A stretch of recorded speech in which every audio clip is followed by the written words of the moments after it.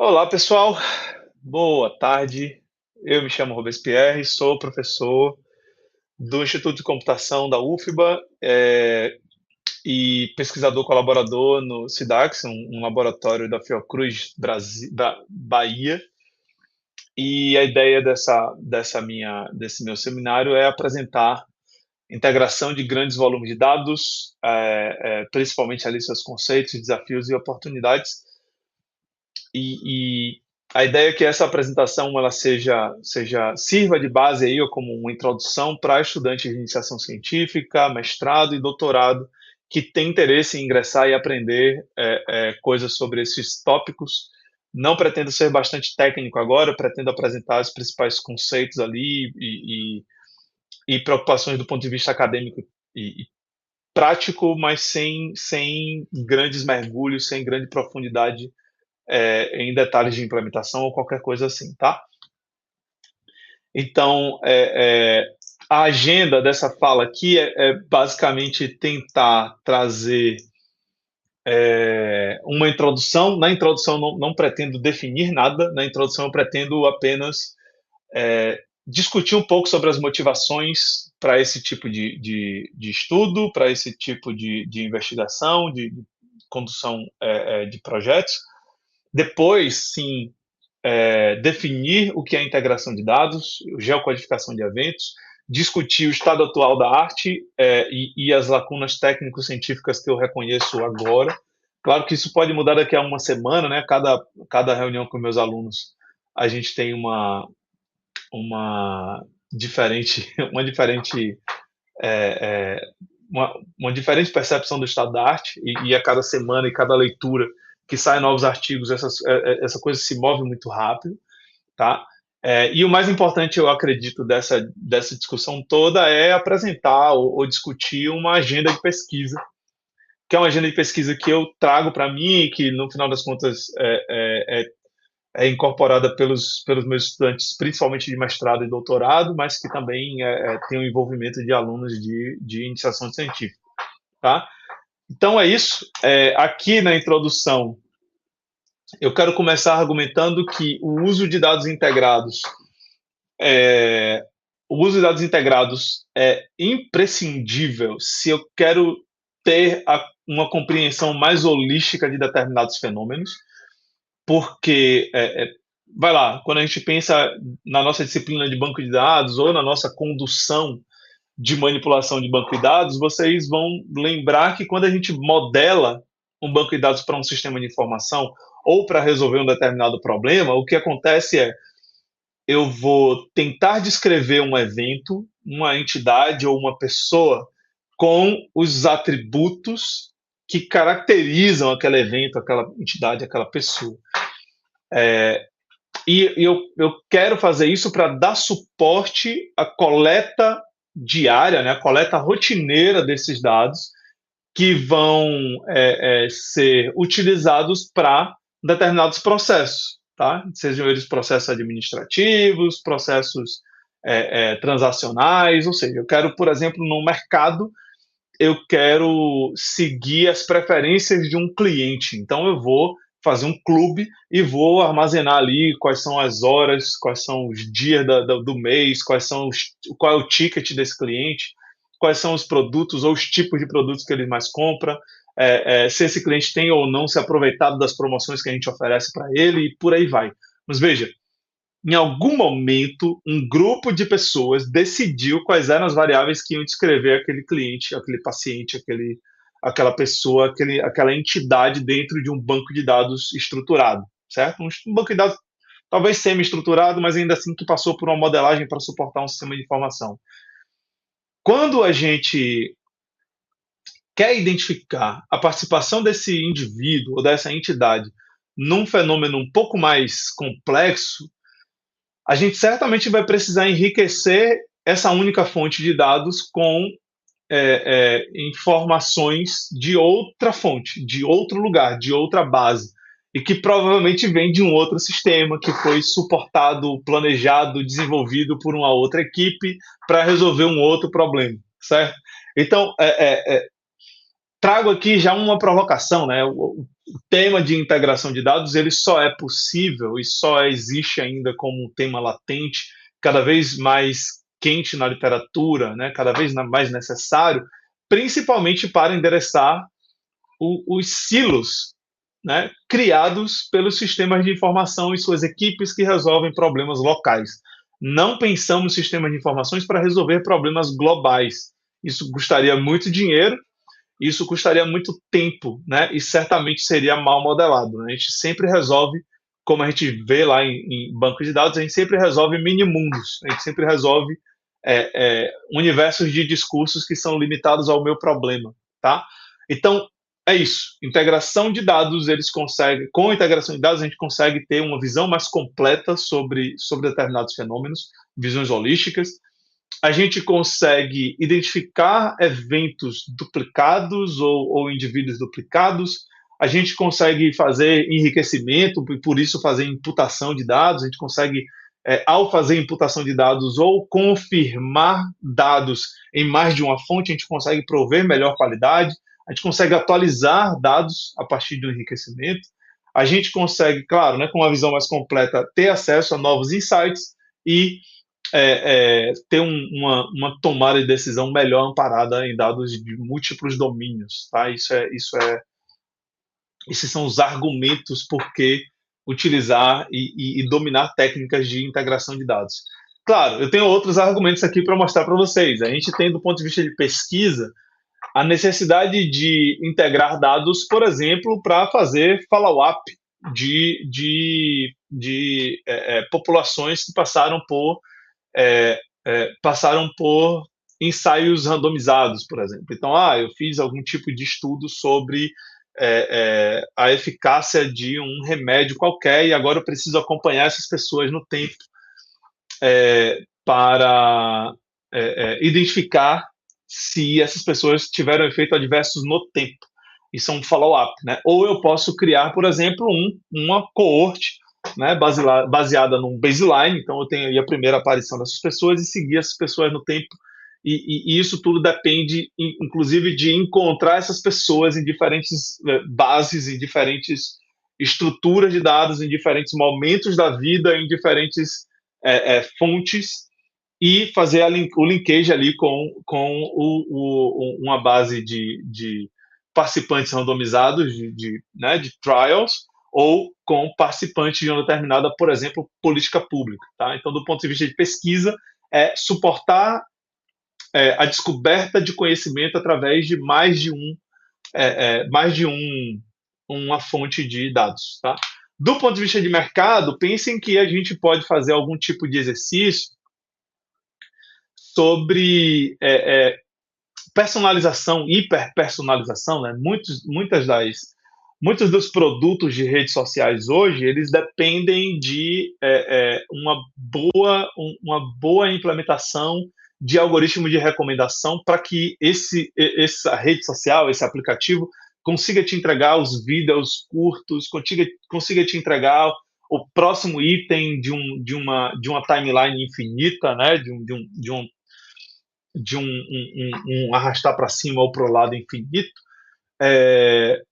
E a ideia é que você consiga se manter satisfeito sempre esperando pelo próximo vídeo ou sempre esperando pelo próximo post, de forma em que nunca haja uma ruptura do seu interesse, tá? Do ponto de vista de mercado também, a gente tem a ideia de CRM, né, de você criar uma relação com o seu cliente de uma forma tão boa que o seu cliente se sente afetado por um atendimento muito personalizado.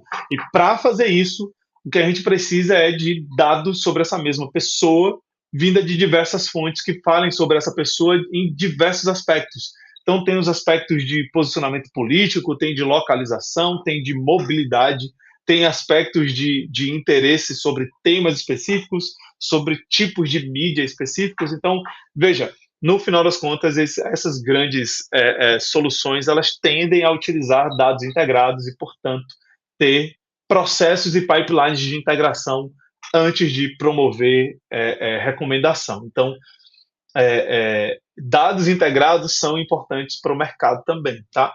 E não se enganem, para a indústria também, eu tenho diversas possibilidades de utilizar a integração de dados. Então, um exemplo que eu encontrei nesse artigo aí sobre os gêmeos digitais na indústria, né, vocês podem ver que para criar uma representação virtual de né, um gêmeo digital virtual de um artefato físico, eu posso, por exemplo, fazer a vinculação de diversos dados sobre um determinado equipamento. Então, eu posso falar sobre, sei lá, dados de fabricação, dados de sensores, ordem de manutenção, registro de falhas, dados de throughput de produção, e conseguir identificar esse mesmo equipamento e várias informações desse mesmo equipamento em bases de dados diferentes, promover uma representação digital barra virtual desse equipamento e relacionar esse equipamento com o seu gêmeo físico, tá? Então eu consigo fazer uma espécie de gêmeo digital ali, utilizando, suportado por integração de dados, tá? Por outro lado, também é reconhecido que integração de dados é uma das principais maneiras de fazer aquisição de dados para machine learning. Veja, a gente precisa revisitar o conceito de machine learning.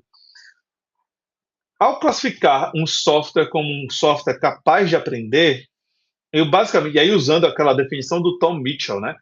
O que basicamente eu estou dizendo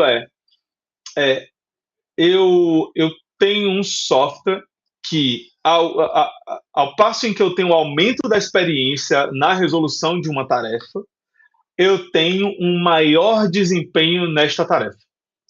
Então, ao passo em que eu aumento uma experiência né, para conduzir uma tarefa T, eu vou ter um crescente de desempenho D.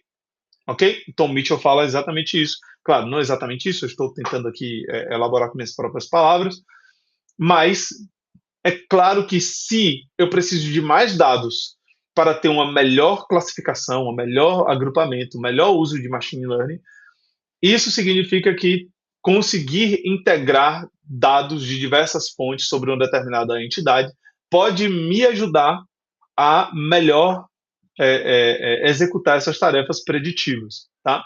Então, essa é uma imagem que eu peguei desse artigo, recomendo a leitura para que vocês possam entender que integração de dados está no centro de muita coisa, né? E, claro, integração de dados é uma tarefa de engenharia de dados. Por quê? Principalmente se debruça em fazer algum tipo de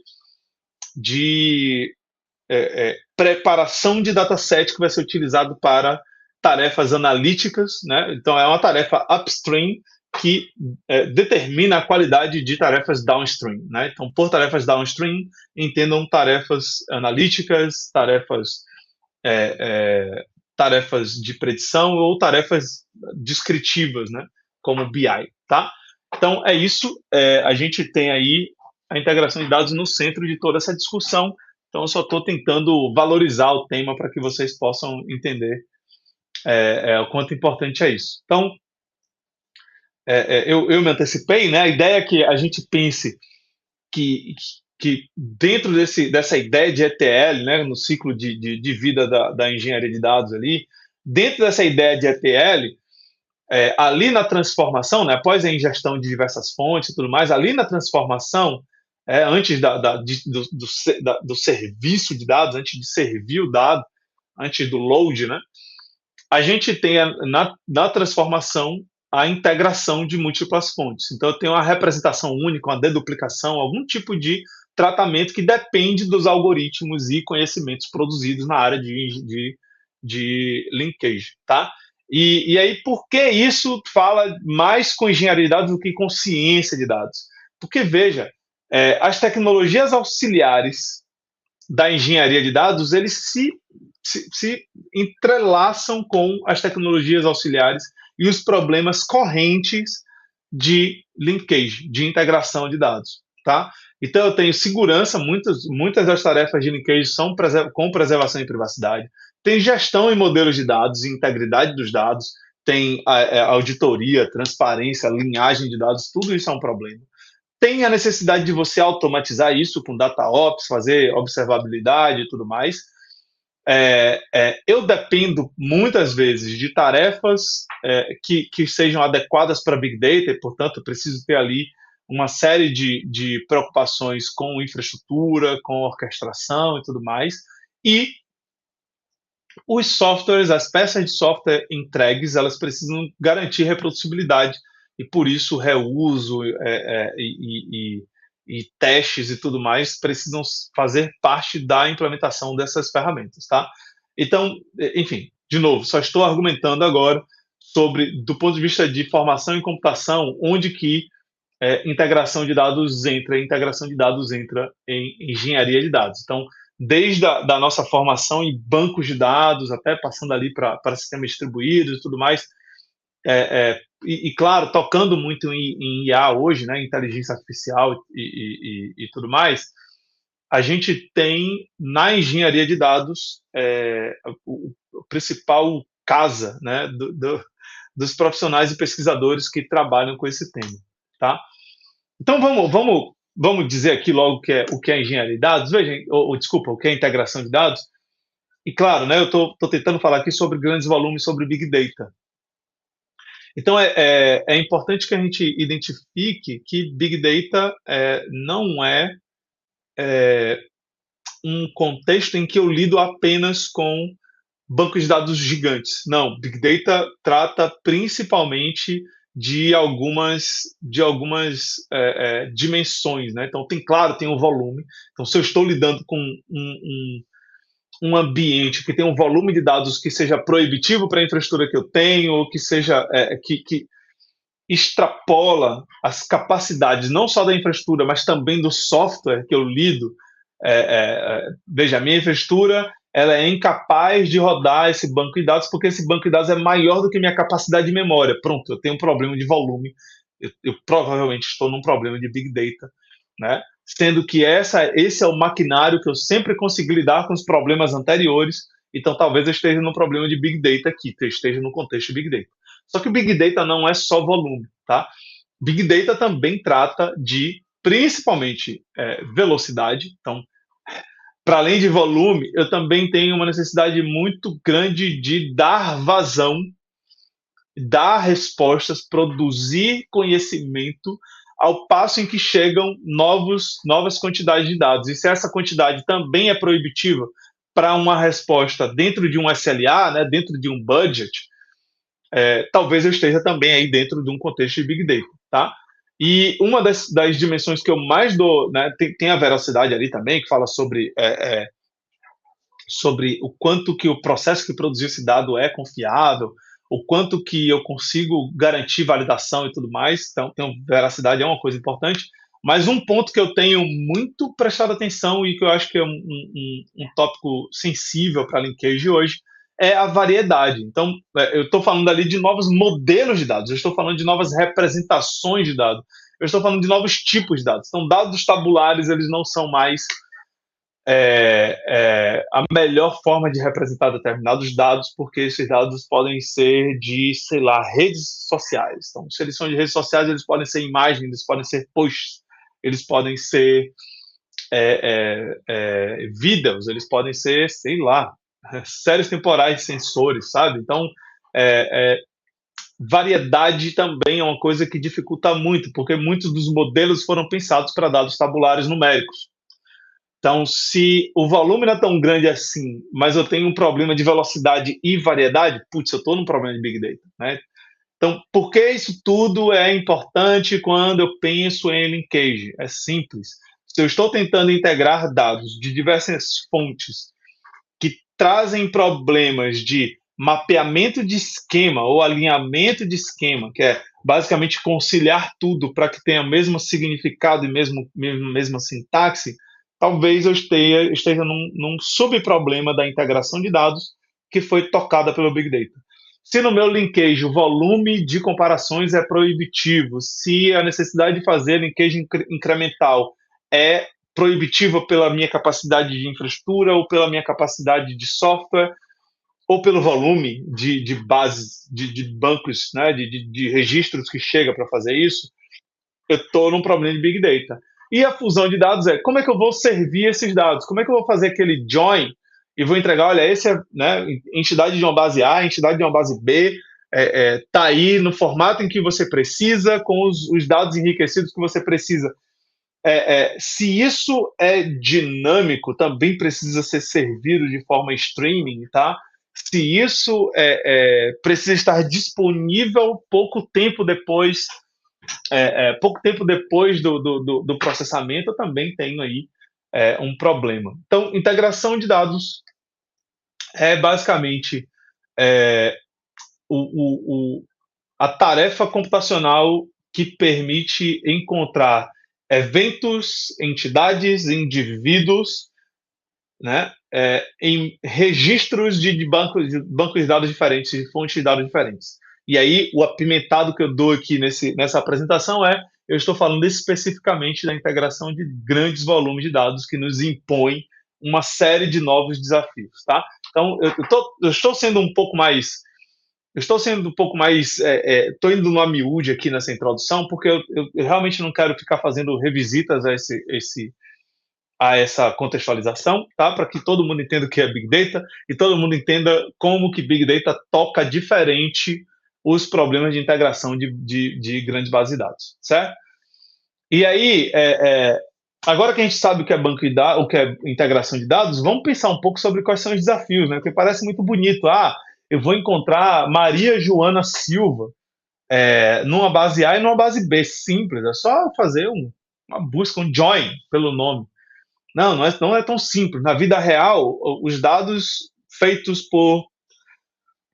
por equipes diferentes, suportados por processos diferentes, com esquemas de coletas diferentes, eles também trazem suas também trazem suas dificuldades ali. Então, quais são os principais desafios para a integração de dados, né? Porque o principal desafio é lidar com qualidade.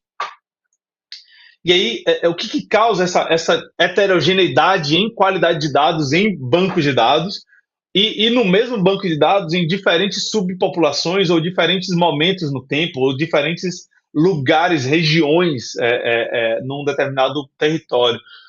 Veja, as causas são várias. Eu trouxe aqui algumas coisas que foram sistematizadas nesse artigo do Peter Christen, tá? Que é um dos principais autores de linkage que existe. Então, a gente tem bancos de dados provenientes de sistemas de informação diferentes, que podem trazer diferentes sintaxes, diferentes padrões e tudo mais. A gente geralmente coloca algumas regras de modelagem, algumas regras de preenchimento de formulário que são negligenciadas ou que são contornadas, né? Quantas pessoas não já preencheram aí CPF como 1, 2, 3, 4, 5, 6, 7, 8, 9. Pronto, é isso. Muitas pessoas já preencheram o CPF assim. Quantas vezes a gente precisou fazer vinculação, né, integração de duas bases de dados que são de tempos diferentes. Então, por exemplo, os dados do censo acontecem a cada 10 anos. Né? Como é que eu faço uma vinculação disso com dados de 9 anos depois? Ainda não rolou outro censo, ainda não tem os dados consolidados do censo atual, e agora eu preciso utilizar a referência de 9 anos atrás. Putz, muita coisa muda em 9 anos, certo? Então eu tenho esse gap temporal que precisa ser tratado, certo? E, claro, tem problemas aí com disponibilidade de dados, de valores, tá? Seja por problemas técnicos, seja por problemas de segurança, ou seja por problemas de treinamento, tá? Então, agora que a gente sabe os principais problemas que afetam a qualidade, vamos tentar qualificar qualidade, né? Qualidade pode ser aferida ou quantificada por acurácia, né? Então, acurácia é basicamente dizer o seguinte: olha, a coleta de dados seguiu determinadas validações. Por exemplo, se eu tenho uma base de mortalidade e eu tenho data de nascimento e data de mortalidade. A data de mortalidade é sempre superior à data de nascimento. Esse tipo de validação compõe a, a, a, a entrada no dado, certo? O CEP, por exemplo, ele existe, tá? O CEP passou por algum tipo de preenchimento automático. Então, o endereço, depois que eu preencho o CEP, ele já busca numa base e me traz o logradouro todo preenchidinho ali e tudo mais. Então, esse tipo de coisas são coisas de acurácia que afetam a base de dados no final. Do ponto de vista de validação, muito parecido lá com a acurácia, tá? Mas validação fala muito sobre os valores esperados para aquele tipo de variável, tá? Então pensa aí que, sei lá, estou numa base de dados ali em que o nome da mãe é uma empresa. Putz, isso não é válido, não é semântica nem sintaticamente esperado que o nome de uma empresa seja o nome da mãe de uma pessoa, tá?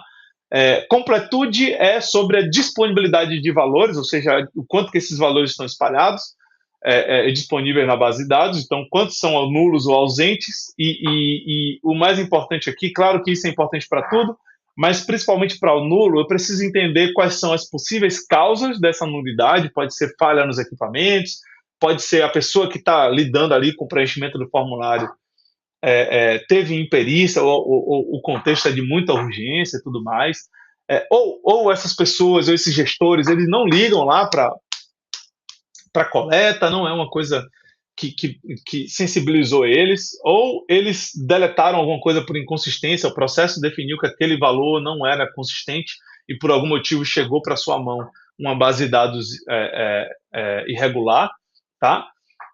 Tem problemas de LGPD ou recusa de fornecimento da informação, né? Como aqueles formulários que tem o prefiro não responder, isso é uma ausência de valor esperada, certo? Em alguns formulários, mas ainda é uma ausência de valor. E o que a gente tem que se preocupar é se esses valores ausentes, esses problemas de qualidade de dados, eles são totalmente aleatórios, o que é, assim, ao menos pior.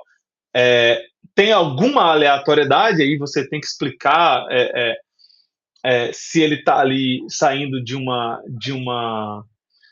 distribuição uniforme para uma distribuição gaussiana, algum tipo de distribuição que seja aleatória ainda, mas ainda seja explicada por um modelo qualquer. O não aleatório ou estrutural são os mais importantes porque implicam que algum subgrupo de pessoas ou algum grupo demográfico específico pode estar sofrendo sistematicamente pelos valores ausentes. Isso é uma coisa muito preocupante. Então, isso é preocupante para missing, mas tragam isso para uma preocupação para todos os outros, tá? Temporalidade é aquilo que eu falei, né, sobre o dado temporal, ele informar ali, o gap temporal ele ser muito grande. A disponibilidade é um pouquinho diferente de completude, basicamente, olha, isso não está disponível, não foi coletado por questões conhecidas, processuais ou questões de privacidade e tudo mais. E credibilidade é o quanto que o processo de materialização desse banco de dados foi suportado, auditado e transparente, certo? Então, isso tudo dá para ser metrificado ou, pelo menos, aferido de forma qualitativa, tá? Mas essas são as principais dimensões de qualidade de dados que a gente conhece, tá? Para variáveis nominais, a gente precisa entender que diversos nomes podem ser escritos de forma diferente, seja por código fonético, seja por erro de grafia e tudo mais, e que esse erro tende a ser de apenas um caractere, tá? E que diferentes bases de dados podem ter, ou diferentes sistemas podem ter representações completamente diferentes para a mesma informação. Então, data pode ser feita de diferentes formas, né? Um endereço pode ser escrito de diferentes formas. Então, a gente precisa pensar nessas discrepâncias para dados textuais, tá?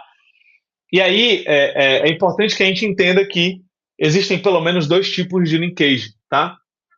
Um linkage determinístico e um linkage probabilístico, tá?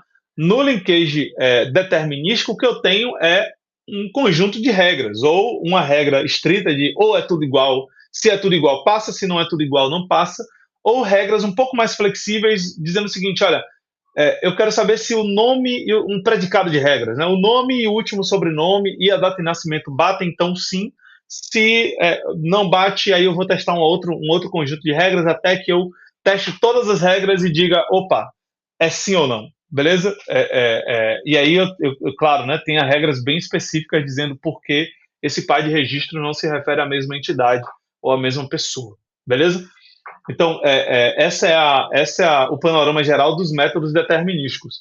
Os métodos probabilísticos, né, do ponto de vista clássico, eles podem ser probabilísticos clássicos ou probabilísticos não baseados em similaridade, tá? Nos baseados em probabilidade ou no probabilístico, a ideia é fazer classificação. Olha aí a palavra que aparece. Classificar pares de registros entre três possíveis classes. A gente geralmente trabalha com duas, tá? Mas na formulação original de linkage, a gente tem match, non-match e potential matching, que são classes que dizem o seguinte, olha, eu vou atribuir pesos M e U, né? Pesos M para concordâncias e U para discordâncias, e vou criar equações de log odds ratio, né, que é a razão de chance em escala logarítmica, para quando um determinado atributo de um par de registros que estão sendo comparados, eles concordem ou discordem, beleza? Então, vamos lá, vamos supor ali que eu tenho Vivian Gomes, filha de um Alene Laborda, que nasceu numa data de nascimento específica e tem determinado sexo. Então, a ideia é, se os valores de um atributo concordam, eu vou usar este peso. Se os valores de um atributo discordam, eu vou usar esse peso. E aí eu vou fazer o cálculo e a soma desses pesos e vou ter um score de probabilidade, né, de likelihood, né, de probabilidade de que eles sejam ou não atribuídos à mesma pessoa, esses registros sejam atribuídos à mesma pessoa.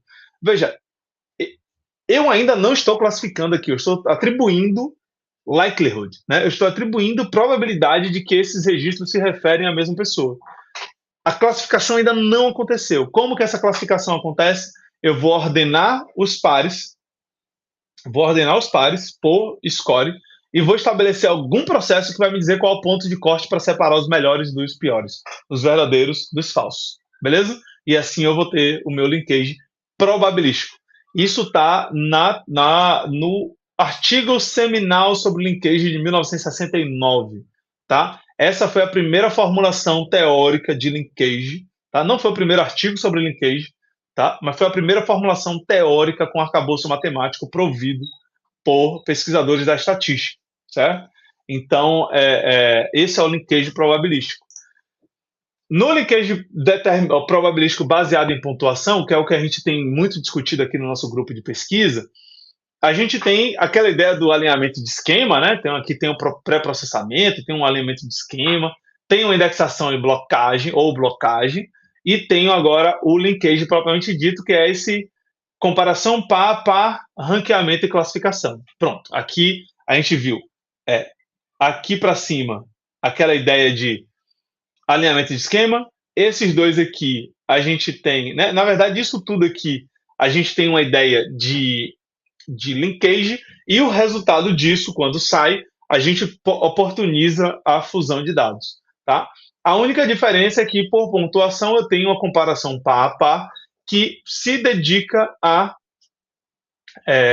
calcular similaridade entre pares de registros, beleza? E aí, o que esses pipelines de linkage tradicionais fazem ou podem incorporar para contornar desafios, certo?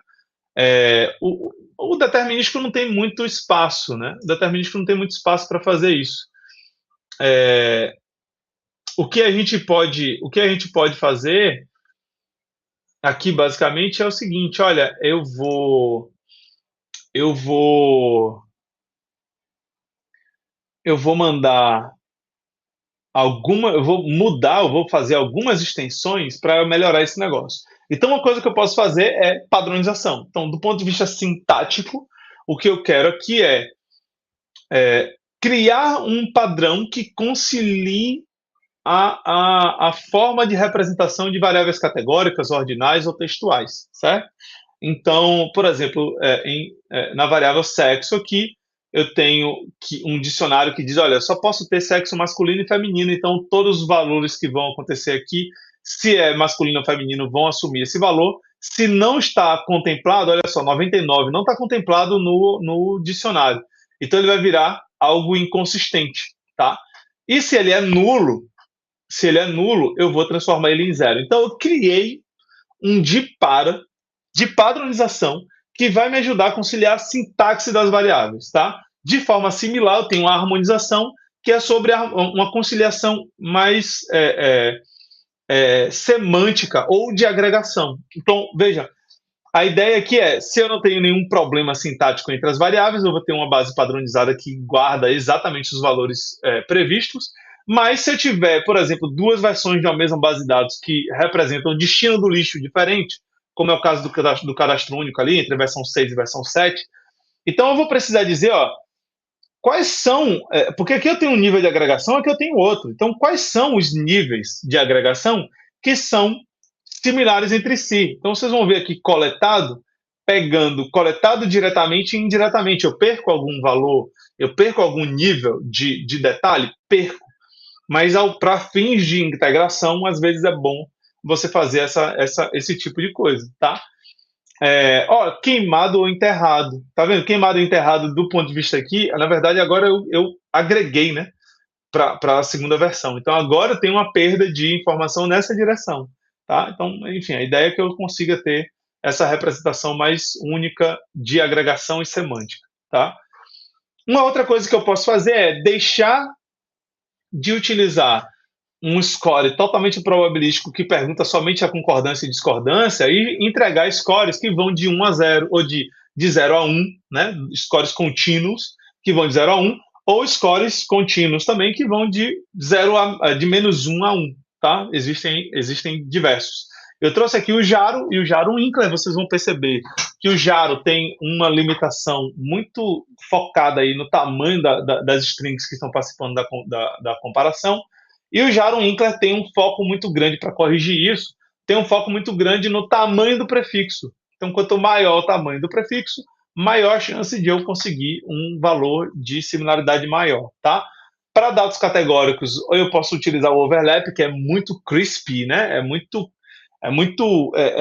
0 ou 1, então se eles são iguais, então a similaridade é 1, se eles são diferentes, a similaridade é 0. Tá?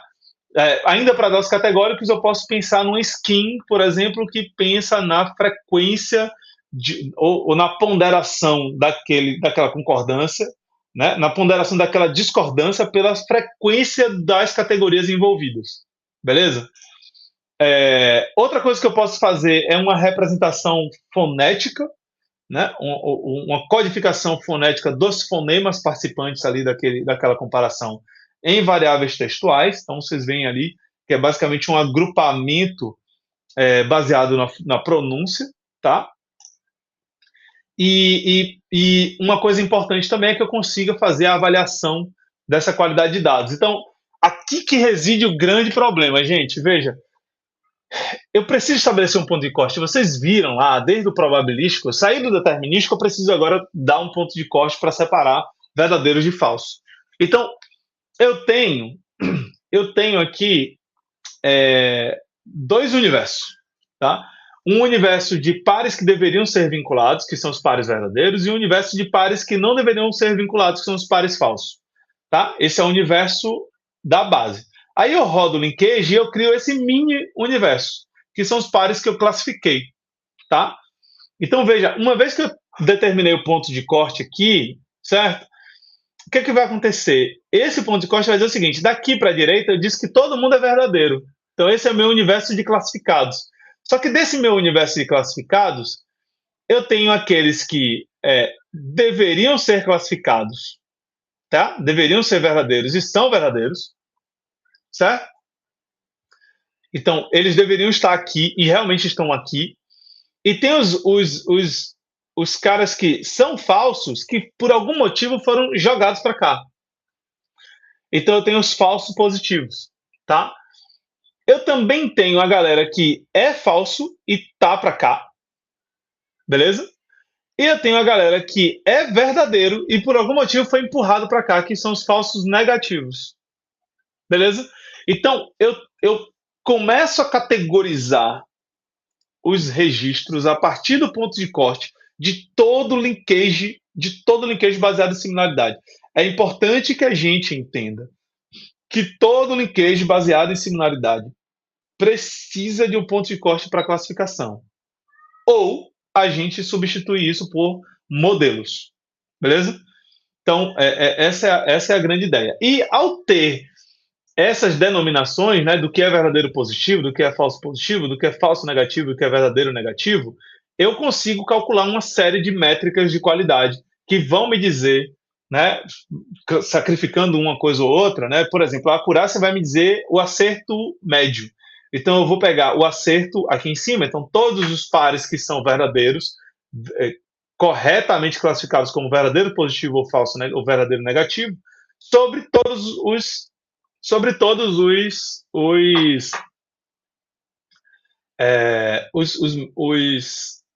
sobre todos os pares possíveis, tá? Então, isso aqui vai ser igual a 1 quando? Isso aqui vai ser igual a 1 quando eu conseguir esvaziar os falsos. Então, se falso positivo e falso negativo são 0, isso significa que eu vou ter 1, né? Vamos supor que são 100 registros, 100 pares, eu vou ter 50 pares, 50 pares, 50 pares, 50 pares. Então, se esses daqui são os únicos com valores dentro da minha equação, então eu vou ter 1 de acurácia. Então, eu vou ter só acertado. Então, quanto maior forem os falsos positivos ou negativos, pior vai ser a minha acurácia, tá? Só que para alguns estudos, o falso positivo é pior. Então, na precisão, se eu coloco gente na análise que não deveria estar aqui, certo? Ou seja, falso positivo, eu vou diminuir a minha métrica. Para a revocação, né, para o meu recall, se eu tenho falso negativo, ou seja, gente que deveria estar aqui e não está, aí eu vou piorar a minha métrica. Então, as métricas elas falam muito sobre aquilo que a gente quer comunicar e isso é importante que a gente discuta, tá bom? Tá. E por que é ruim erros de linkage? Nossa, é ruim erros de linkage porque eu posso causar viés, né? E aqui está um trabalho, depois vocês dão uma lida, mas aqui está um trabalho que discute ali um pouco sobre a fonte de vieses dentro do contexto do linkage, tá? Para dados epidemiológicos. Mas o que eu principalmente quero mostrar aqui olha, eu tenho problemas de vieses causados de dois parâmetros, duas dimensões. Uma primeira é vieses do tipo de informação, né? Information bias, né? Viés informacional. Esse tipo de viés essa pessoa não deveria estar aqui. E ela está. E eu posso estar fazendo várias estimações, eu posso estar fazendo várias descritivas, eu posso estar fazendo várias coisas erradas a partir desse linkage produzido, certo? Então, lembra daquelas nossas coisas sobre indústria, sobre mercado, sobre pesquisa? Eu posso estar chegando em insights que são pouco suportados pela realidade, só porque eu coloquei uma pessoa na população de estudo que não deveria estar lá. De forma similar, eu tenho aqui o problema de viés de seleção. Esse viés de seleção é o seguinte, olha, por algum motivo, eu tirei da análise quem deveria estar na análise. Então, o que basicamente eu estou dizendo falso positivo causa viés de informação. Falso negativo causa viés de seleção. Então, o que eu quero é que, para evitar viés de informação, eu diminua a precisão. Para evitar viés de seleção, eu aumente o recall, né? Aumente precisão, aumente recall. Desculpa. Beleza? E aí, sobre escalabilidade, que é uma outra classe de problemas, a gente precisa primeiro pensar que o linkage é uma tarefa em que eu preciso de forma bem ingênua, pegar cada pessoa de uma base de dados e testar com pessoas da base de dados, da segunda base de dados. E isso é proibitivo se eu tenho base de dados muito grandes, né? Então, pensem se eu tenho uma base de dados de 1 milhão de registros, né? Ou, sei lá, se eu tenho uma base de dados de 100 registros de um lado e 100 registros do outro, eu vou fazer aí pelo menos, sei lá, 10 mil, 10 mil, 10 mil queries ou 10 mil comparações entre registros da base A e base B. Então, se as bases de dados têm o mesmo tamanho, eu tenho aí um potencial problema quadrático, tá? Que o número de comparações é o número da base A vezes o número da base B, certo? Uma forma de contornar isso de um jeito mais tradicional é o seguinte, olha, eu posso usar blocagem padrão, então toda vez que determinados valores de um ou mais atributos coincidem, eu vou comparar eles. Então eu só vou comparar Paula com Paula no nome da mãe. Tá? Todos os outros eu vou deixar de comparar porque eles não têm nome da mãe iguais. Tá? Só que isso é problemático porque se o primeiro nome da mãe foi escrito errado por algum motivo, eu vou deixar de comparar quem deveria ser comparado. De outra forma, eu tenho aqui a coisa sobre vizinhos ordenados. Gente, vocês estão me ouvindo? Eu tirei um fone aqui. Tá tudo bem? Bate na palma aí. Sim. Show, valeu. De outra forma, eu posso fazer vizinhos ordenados, em que eu defino uma janela de comparação e vou deslizando essa janela até acabar. Né? Eu vou deslizando essa janela aqui até acabar, né, todas as comparações. Então, eu vou deslizando essa janela até o final, até que não reste ninguém sem ser comparado. E essa janela se esvazie. Né?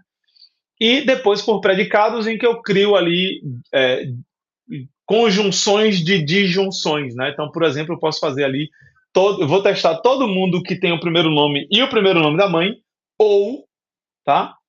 Tem um primeiro nome e as 3 iniciais do CEP, tá? Então, eu vou comparar ali apenas alguns pares de pessoas que deveriam ser comparadas porque correspondem com essas regras, tá? E aí eu diminuo o número de comparações desnecessárias e sigo com minhas tarefas, sigo com minhas comparações de boa. Tá, e aí né, a gente finaliza aqui a parte de integração de dados, suas principais denominações, suas principais maneiras de contornar problemas e as mais tradicionais formas de rodar isso de uma forma mais escalável, tá? E aí a gente vai para um subtipo de problemas de integração, que são a geocodificação de eventos. Veja, geocodificação de eventos nada mais é do que um método computacional para enriquecer base de dados, trazendo para uma base que só tem um endereço textual, trazer para essa base de dados informações geográficas que possam ser utilizados por sistemas de informação geográfica, tá? Então, o que eu quero trazer para esse texto de endereço é basicamente uma coordenada ou um polígono que informe que região, que cidade, que setor censitário, enfim, que lugar é esse no mapa específico esse registro ele está localizado, beleza? Então eu posso fazer isso por linkage usando uma base de dados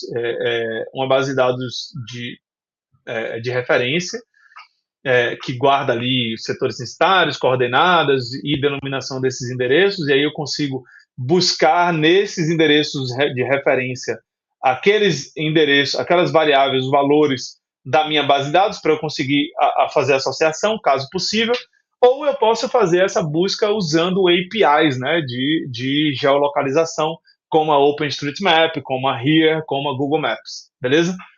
Então, geocodificação é uma subtarefa de linkage focada em fazer enriquecimento de endereços numa base de dados, tá? Tá, só que quais são os principais problemas de geocodificação? Um principal problema é a disponibilidade de dados. Lembra daquele nosso problema de missing, de completude? Veja, se eu não tenho informações sobre o endereço, ou se esse endereço ele tem um erro sistemático associado a ele, eu não vou conseguir geocodificar. Um outro problema, no fato de que endereços eles podem ser baseados em logradouro, né, que é a maioria do Brasil, tá? Formato mais comum ali, que tem o nome da rua, ou sei lá, o nome da praça, ou o nome da viela, né? Eu tenho um tipo do logradouro, e aí eu sigo. Eu tenho o logradouro, e é rua, o tipo logradouro é rua, viela, avenida, beco e por aí vai. O logradouro é o nome qualquer dessa viela, avenida, beco, rua e tudo mais. Tá?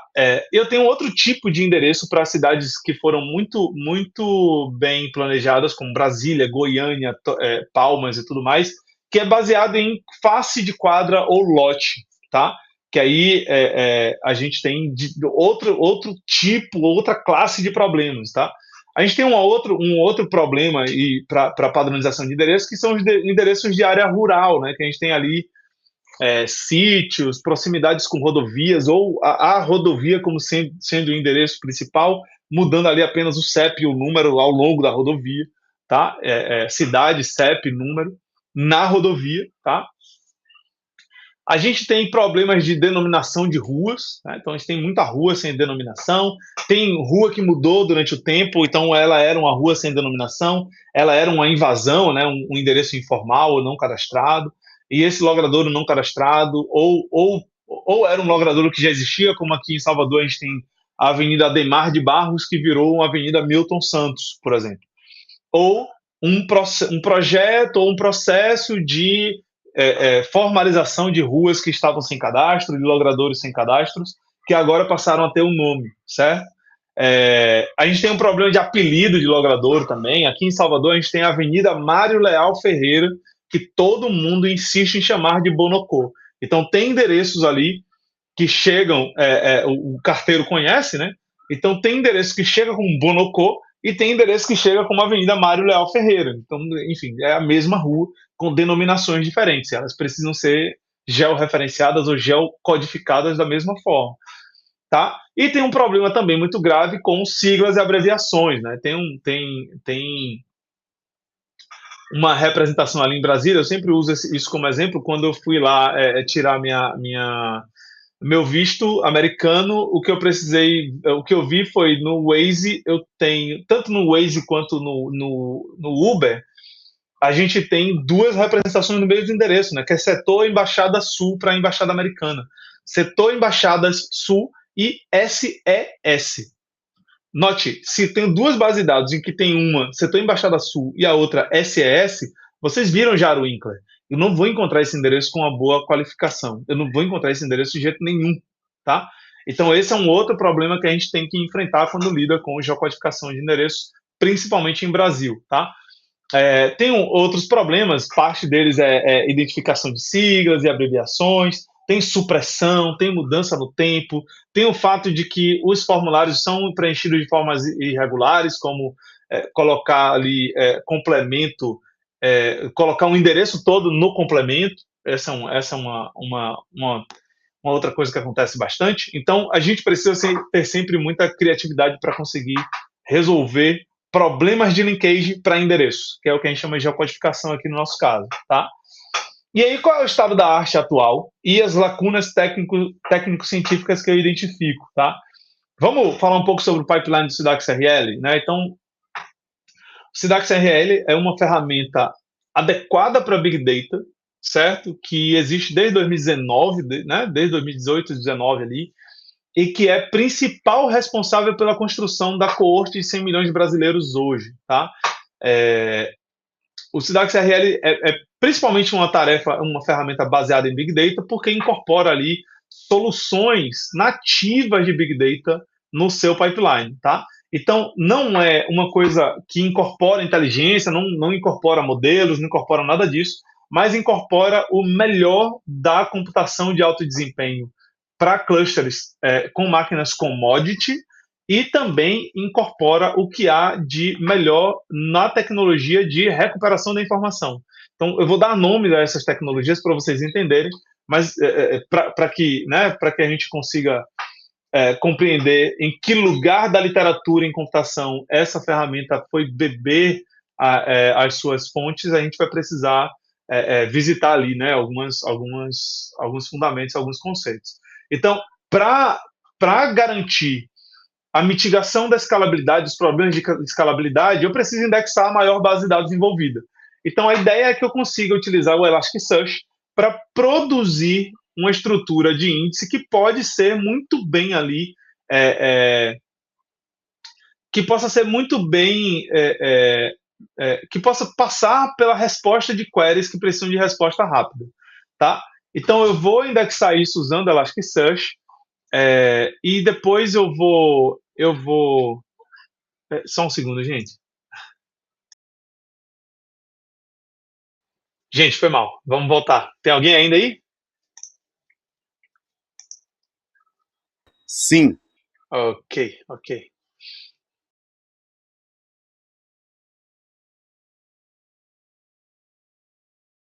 Tá mutado, PR.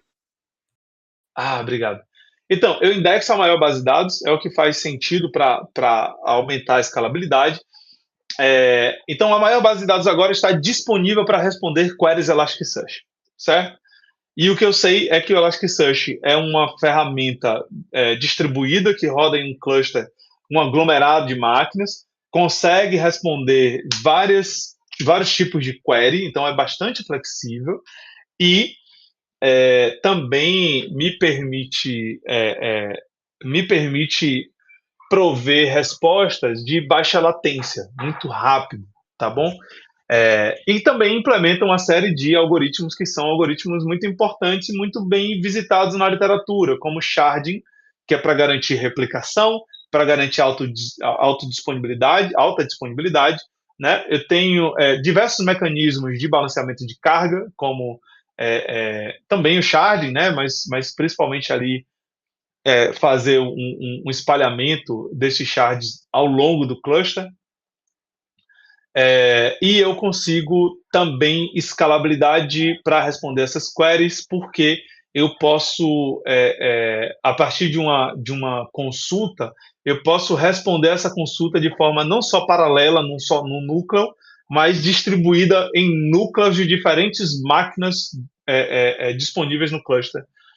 E aí eu venço um dos principais problemas do HPC, né? A ideia do HPC é fornecer soluções que consigam promover granularidade para tarefas muito grandes, tá? Só que essa granularidade ela é provida a partir do particionamento ou do paralelismo de dados numa máquina muito grande. Só que aí eu caio num problema que é um problema imposto por qualquer arquitetura de computadores hoje, tá? Principalmente nas arquiteturas baseadas na máquina de von Neumann, né? Que eu tenho apenas um barramento de endereço. E se eu tenho um barramento de endereço apenas, a minha leitura em memória, claro, eu posso ter algum tipo de paralelismo, porque eu posso dividir ali entre os núcleos e tudo mais, mas a priori, a leitura em memória, ela é serial, certo? Então, eu tenho ali uma série de problemas que que vão ser mitigados pelo Elasticsearch na hora de dar resposta a diversas queries. Beleza? Tá, beleza. Agora que eu tenho essa base de dados indexada, o que eu vou fazer? Eu vou usar a base menor para que cada registro da base menor seja usada para construir dois tipos de query. Uma query exata, usando um subgrupo de registro de atributos. Então, vamos supor, olha, se o nome da mãe, o nome, a data de nascimento e o sexo corresponderem, então eu estou falando da mesma pessoa em duas bases de dados. Então, se isso bater exatamente igual, eu não preciso mais fazer nenhum tipo de pergunta, eu vou só associar isso. Então, se eu tenho algum hit na busca exata, então eu vou já assumir que esse daqui é o meu melhor hit e vou passar para frente. Se eu não tenho hit, então eu vou para a base não exata. Agora eu vou usar todas as variáveis disponíveis, nome da mãe, data de nascimento, sexo, mas também vou usar município de residência, município de nascimento e tudo mais. Vou fazer isso numa fase não exata, que agora vai incorporar algumas flexibilizações para nome da mãe e tudo mais. Por quê?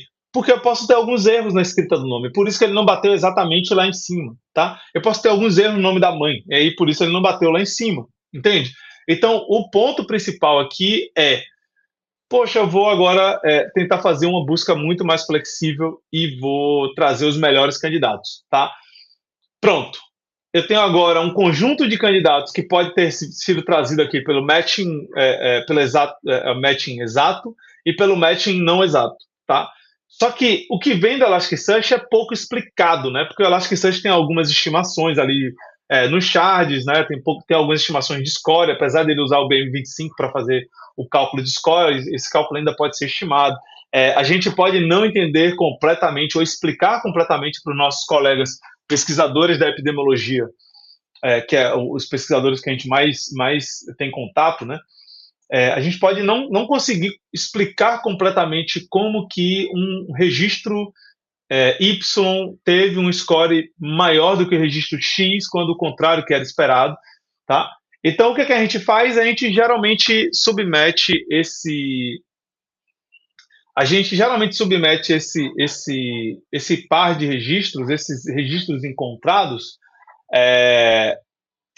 para uma busca ou uma fase em que eu calculo um score composto. Então, para tudo aquilo que é nominal, a gente tende a usar o Jaro-Winkler, para tudo aquilo que é data, né, ou alguma coisa estruturada, a gente usa o Hamming, para tudo aquilo que é categórico, a gente usa o overlap. E a gente atribui pesos para tudo, né, para dizer, olha, o nome é mais importante, então eu vou dar um peso 5. O nome da mãe é importante, mas nem tanto, eu vou dar um peso 4. O nome, a data de nascimento é importante, mas não tanto quanto o nome da mãe, eu vou dar um peso 3. E aí por aí vai, tá? E depois disso a gente calcula o score, faz um ranking, tá? Que pega ali os candidatos que têm maior similaridade. O melhor candidato, então, vai ser atribuído como o melhor par, o melhor candidato para ser aquele par, para fazer parte daquele par de registros, e eu vou levar isso para adiante. Então, eu vou selecionar os melhores, que é o argumento que maximiza a similaridade em cada registro da base menor, beleza?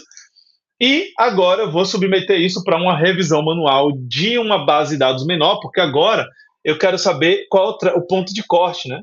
Então eu vou criar uma base rotulada vou fazer uma amostra estratificada por score desses pares, uma base estratificada de tamanho 2.000 registros, e vou submeter isso para uma equipe de especialistas que vai me dizer ali se aquele par de registros, na visão deles, eles são ou não referentes ao mesmo indivíduo, entidade, evento.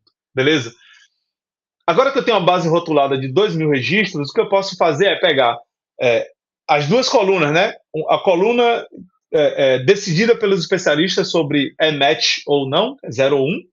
Se match é 1, se não é correspondente é 0. E a similaridade é atribuída pelo SIDAX-RL nesse scoring phase para cada um desses registros. Então, eu tenho essas duas colunas, submeto para a curva ROC, desenho uma curva ROC. E na curva ROC eu pergunto qual o melhor threshold para aquele desenho. Beleza? Então, a curva ROC vai me trazer o Yuden, que vai dizer agora qual é o ponto de corte que eu posso atribuir nesse ranking. E, ao separar os verdadeiros dos falsos, eu posso estimar nessa revisão manual rotulada, né? Afinal, eu estimo a partir disso aqui, eu posso trazer quem são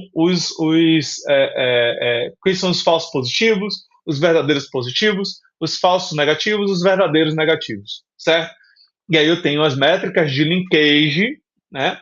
As métricas de linkage obtidas a partir dessa amostra, ou seja, estimadas nessa amostra, e que, portanto, podem ser comunicadas como uma estimativa de todo o linkage desse meu processo. Beleza? Então, pronto. Eu tenho aqui uma base que pode ser de 1 milhão de registros, mas eu fiz uma estimação da qualidade de linkage desse 1 milhão de registros vinculados ou não. Eu fiz uma estimação através de uma base rotulada de uma amostra. Beleza? É isso. E eu usei um ponto de corte para separar aqui quem é verdadeiro de quem é falso, com essa taxa de erro estimada aqui. Beleza? Então, quais são as extensões que a gente tem feito para o SIDAX-RL ultimamente, tá? E aí eu estou falando do estado atual, porque isso é o que mais toca a nossa pesquisa. A nossa principal estado da arte agora, ou nossas principais extensões são o uso de algoritmos genéticos. Então, a gente tem um artigo que foi publicado no SBKs recentemente, é esse artigo aqui, eu convido para que vocês possam dar uma lida nele, tá? Mas basicamente vocês lembram que eu falei que a gente atribui pesos e penalidades, né? Pesos para todos os registros, os atributos, os pares de atributos que são mais importantes. Então, nome é 5, nome da mãe é 4. Veja, a gente não sabe qual é a melhor configuração de endereço, de pesos, para a gente chegar num resultado melhor de linkage. E principalmente porque é proibitivo fazer isso em produção. A gente não vai rodar base de dados, linkage de base de dados com diferentes estruturas ou diferentes configurações de peso para nada, né? Porque rodar isso basicamente dizer que a gente vai rodar isso em 3 meses para cada base de dados, um mês para cada base de dados, uma semana para cada base de dados, e aí depois a gente vai rodar 100 bases de dados, a gente vai rodar 100 semanas. Cada ano tem 53 semanas, 52 semanas. Então, quantas vezes a gente vai rodar um mesmo linkage para a gente definir quais são as melhores configurações? Isso é proibitivo, não dá para rodar todas as configurações possíveis e nem um grande número de configurações em base de dados de produção. Então, uma oportunidade que a gente tem foi o seguinte: a gente vai pegar uma amostra rotulada, certo? E vai criar estender esse pipeline para que a gente crie uma amostra rotulada, a gente submeta isso para revisão manual e a gente tente encontrar, usando o algoritmo genético, as melhores configurações possíveis para esse linkage. Então, a ideia é que a gente substitua essa etapa por essa grande etapa e daqui já sai os melhores parâmetros e a estimação do erro de linkage, tá? Como resultado, a gente rodou isso em 2 bases de dados que são bem desafiadoras, né, que é de nascidos vivos, que tem pasmem, né, nascidos vivos de 2018 a 2022, se eu não me engano. A gente tem 83% dos nomes ausentes das crianças, tá? E na mortalidade, a gente pegou aqui os 3 estados do sul, e a gente tem aqui bases de dados são bem desafiadoras, com alguma completude ali no Rio Grande do Sul, mas ainda assim com alguns problemas pontuais em algumas variáveis, em alguns pedaços de endereço. E a gente conseguiu, mesmo com todo esse desafio, diminuir em 90% o número de falsos positivos, ou seja, a gente diminuiu o viés de informação, né? E ao passo que a gente diminuiu o viés de informação, a gente também aumentou em 5% a nossa população linkada, tá? Então, nossa, a gente teve um impacto muito importante aqui desse artigo, ele foi bem aceito no evento, quando apresentado ele despertou algum interesse, como era uma sessão de machine learning, uso de machine learning para a saúde. Foi uma sessão bem cheia, tá? Então, a gente tem uma boa experiência e nossa expectativa é a gente conseguir reproduzir isso em outros pares de base de dados, tá? De um outro ponto de vista, o que a gente tem feito é incorporar o uso de machine learning na nosso pipeline de linkage. Então, a gente tem diversos estudantes de mestrado, doutorado e iniciação científica trabalhando ali num problema que olha, eu tenho uma base rotulada que foi visitada ali por especialistas, eu sei quem é linkado e quem não é linkado, e aí, quando eu vou ver a similaridade entre os linkados e não linkados, eu sei que eu tenho uma zona cinzenta em que a pessoa ou o par de registros pode ser tanto linkada quanto não linkada, né? Então, veja, a principal complexidade do linkage reside nessa zona de sobreposição aqui, que são scores que guardam registros que podem ser verdadeiros ou não. Então, essa zona cinzenta é a principal área de desambiguação. E a solução que o SIDAC CRL... Aí eu estou fazendo essa representação aqui é a mesma daqui. Beleza? Então, eu peguei os pontos daqui, coloquei aqui tudo cinza e depois colori entre os verdadeiros e os falsos. Veja que eu tenho uma zona aqui, ó, em que eu não consigo identificar com clareza quem é verdadeiro de quem é falso. E usando a curva ROC, como a gente falou que usa no SIDAC CRL, eu basicamente traço uma linha dizendo, se você é maior do que 0,7, aqui tem 85, se você é maior do que 0,85, você é verdadeiro. Mas olha quantos erros, esse xzinho aqui são erros, tá? Erros para verdadeiros e erros para falsos.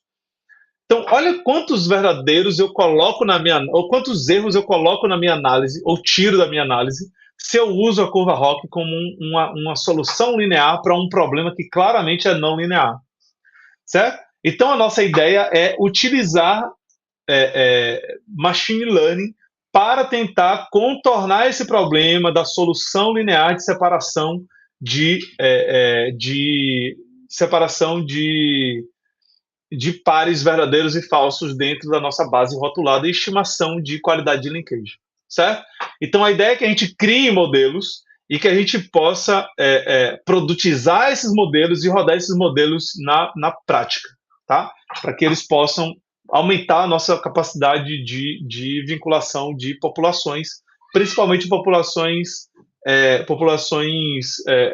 vulnerabilizadas, tá? Outra extensão que a gente tem feito, gente, estou acabando, tá? Daqui a uns 10 minutos eu acho que a gente acaba. Outra extensão que a gente tem feito é a adaptação do pipeline original de geocodificação com a incorporação de regras. Então, ao invés de rodar só o SIDAX-RL, a gente incorporou 2 etapas de regras, tá? E também usou machine learning, tá? Então, o resultado disso aqui, né? Então, é a soma da incorporação de machine learning com uma série de regras que conseguiu identificar conjuntos de endereços que levam a apenas um setor censitário, a gente conseguiu geocodificar 95% do cadastro único, certo? Então, esses são achados muito importantes de extensões que a gente tem conseguido fazer, tá? E quais são as principais lacunas? Eu acho que as principais lacunas hoje é lidar com estratégias de pré-processamento melhor amparadas na literatura. Então, a gente viu que um dos problemas de integração de Big Data é o alinhamento de esquema, é a identificação de erros e conciliação de divergências. A gente deveria fazer isso de forma um pouco mais automatizada. Então, eu trouxe aqui uma série de estudos que levam em consideração o seguinte: olha, eu vou trazer para dentro o dicionário desse banco de dados e eu vou fazer uma espécie de aprendizado a partir desse dicionário dos dados para conseguir trazer ou explicar ou descrever os potenciais erros e problemas nesse banco de dados para que você possa corrigir isso de forma sistemática em código. Então, a gente pode estar levando para o linkage problemas e erros que a gente poderia ter endereçado desde o início, mas a gente sequer viu, porque a gente está exausto, porque o volume de dados é muito grande, porque a gente não consegue lidar com a visualização adequada desses problemas. Então, a gente acha que já conhece todos os problemas de um grande volume de dados, a gente não conhece. Então, eu estou trazendo aqui diversas estratégias de profiler, né, de profiling, né, de visualização de qualidade de dados, para que a gente possa, de repente, incorporar isso nossos pipelines de engenharia de dados, tá? Outra coisa que a gente pode fazer é enriquecer essas diferentes ferramentas com o LLM. Então, o Great Expectations é um dos mais conhecidos, né? Ele é uma ferramenta, antes de usar LLM, antes de usar qualquer coisa, ele é uma ferramenta em que você coloca o dicionário e ele diz o seguinte: olha, eu tenho grandes expectativas de que os dados eles sigam as regras impostas no dicionário, tá? Então ele é muito parecido com aquela estratégia que eu apresentei de padronização, só que ele faz alarmes, né? Ele consegue dizer, olha, tem certas populações que têm grandes quantidades de erros, então o seu erro ele não é aleatório, ele é um erro sistemático contra uma população qualquer, certo? O Great Expectation ele já faz esse tipo de análise. Então agora existem alternativas que colocam o LLM a favor desse tipo de tarefa. Então, qualificação do dado e pré-processamento do dado pode ser uma coisa muito menos cansativa, muito mais automatizada, muito melhor suportada por modelos inteligentes. Essa é a lacuna que eu acho que é uma boa expectativa ali.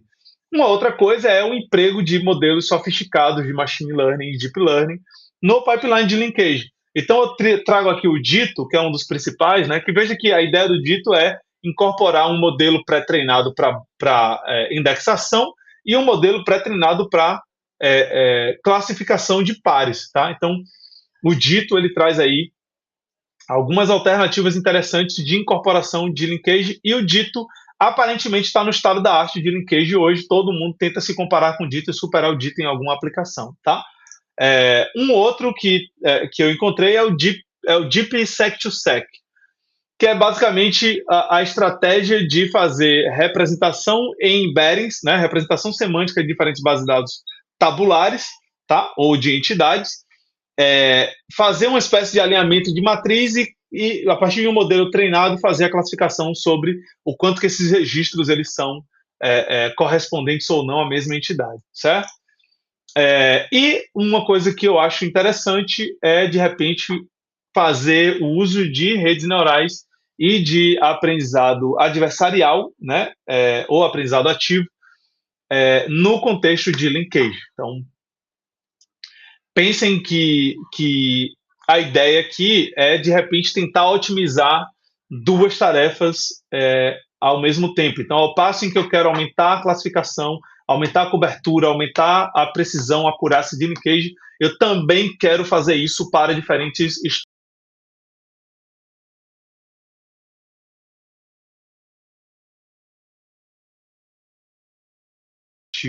tá?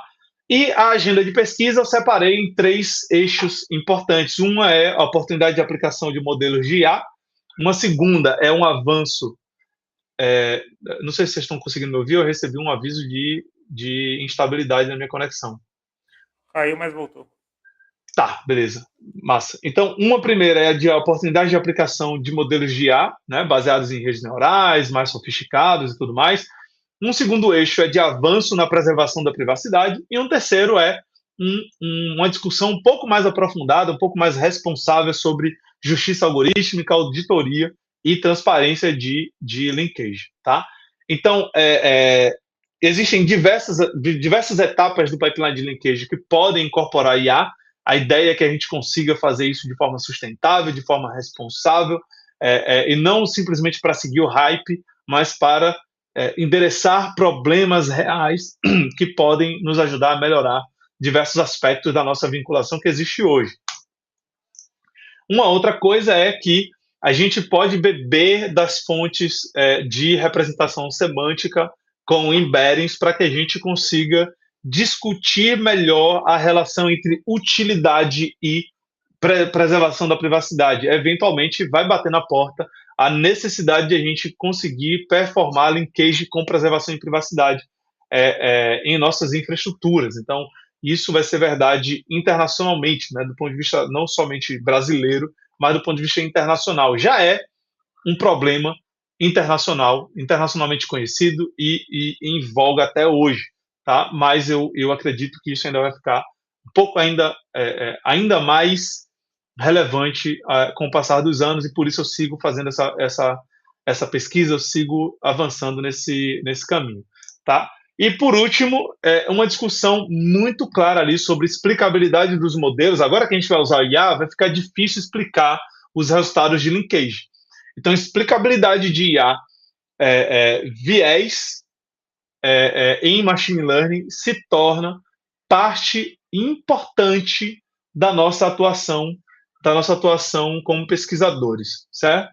Então, eu fecho aqui a minha apresentação e me coloco à disposição para eventuais dúvidas. Vou só finalizar aqui a gravação para a gente não ter essa, entre muitas aspas, sujeira lá para a disponibilização, mas fiquem à vontade para fazer as perguntas que quiserem.